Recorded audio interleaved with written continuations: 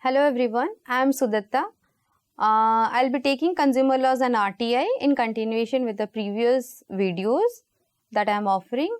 So again I'll start with the definition of the consumer to clarify on the previous video that what under the definition of Consumer Protection Act, what are the things that are included, how a consumer need to be paid under relating to the consideration, what is the beneficiary of services and the services. So I'll start with the commercial purpose, which is very important. Now commercial purpose, now on the concept of commercial purpose, many of the consumer complaints are being denied, saying that this services or this defect includes commercial services, for which most of the complaints are denied in the consumer forums. So what we understand by a commercial purpose, how the court should decide that it is for a commercial purpose and this is for a self-employment where you are where you are purchasing a good or you are purchasing a community for your own livelihood. So to understand commercial purpose, now again commercial purpose means when you are saying it is for a commercial purpose, it means that it is for commerce where you want a profit out of it. Now profit, again it is differentiated. The profit maybe it is for your own livelihood or for a business purpose to make more. So we'll make it understand with two case studies. One is Lakshmi Engineering Works versus PSG Industries, AIR 1995, Supreme Court 1428. Now in this case what happened, I am not discussing the facts, I am directly going what Supreme Court has decided. Now Supreme Court has said how you will decide that it is for a commercial purpose. One is where the commercial business should have a nexus with the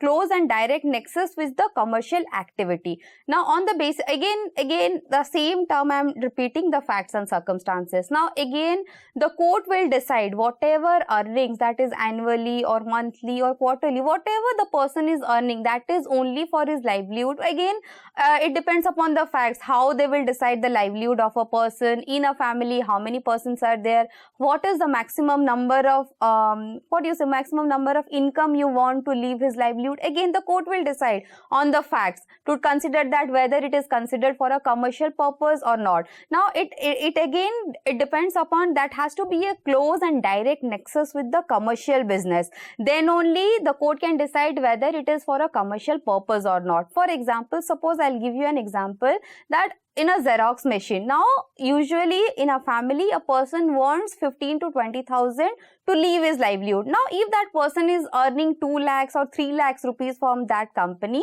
then that cannot be considered for a livelihood or self-employment. That will be considered. Now for example, in one the person is having 10 Xerox machines or 50 Xerox machines, so that cannot be used for self-employment. It will directly considered as a commercial purpose. Again I'll give you another case study of Chilkuri Others versus ESSV Construction 2012, Volume 3, CPG stands for Consumer Protection Journals, 315, page number 315, where it says when a person is purchasing a flat. Now if a person is purchasing one flat, that can be considered and that will be considered as a livelihood, or that can be considered, that will come under the definition of consumer if for example any dispute is arising. But if the person is purchasing 10 flats in the same construction from the same construction company, he cannot be considered as a consumer. Definitely the person will be coming under, the person is using the property for commercial purpose. So there we differentiate who is a consumer, who can file a consumer application and who can't file a consumer application if the person is doing resale of the goods and services or doing it for a commercial purpose. So I think you have understood what is the definition of who is a consumer and what is the purpose of commercial purpose. Then we'll come to the complaint. Who can file a complaint? Now under section 2(1)(b) of Consumer Protection Act, who can file a complaint, which is very important. A business person cannot file a consumer complaint. It has been categorized under 5 heads. One is a consumer can file a complaint. Any voluntary association who is registered under Companies Act 2013. A state government and central government can file a consumer complaint. one or more consumer having same interest. For example, a group of persons are there who have used a product which is having the same defect, and they have a same cause or same interest or same amount of compensation 10 or 15 persons are asking for. So a group of person having the same interest can file a consumer complaint before the consumer forum. And last is the legal hire. In case of the death of the person, the legal hire can file a consumer complainant. So these are the 5 categories of person who are called as the complainant under Consumer Protection Act 1986.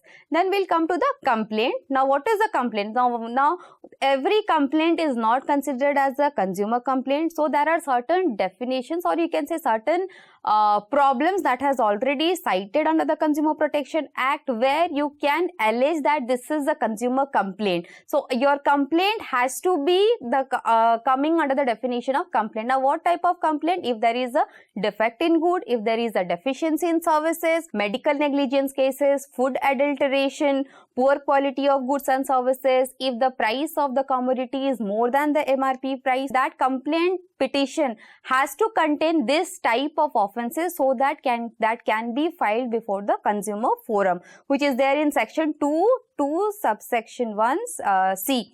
2(1)(c), it is described as under the Consumer Protection Act what is a complaint. Then we'll come to a consumer dispute, the last important provision under the Consumer Protection Act is the consumer dispute. Now for example, if you don't have a dispute, then the consumer forum will not accept your application. Now you should have a consumer dispute. Now what is a consumer dispute? Now for example, a person has filed an allegation and the manufacturer is accepting that, then that cannot be considered as a consumer dispute. Now when a consumer dispute arises, now consumer dispute has been mentioned, or that has been defined under section 2(1)(e), where it says if the manufacturer or the service provider is alleging that he or she has not done any dispute, he or she has not done any dispute, or he has not provided any poor quality, he is denying his allegation on the complaint, then only a consumer dispute arises, where the relief is after that, where the relief or compensation is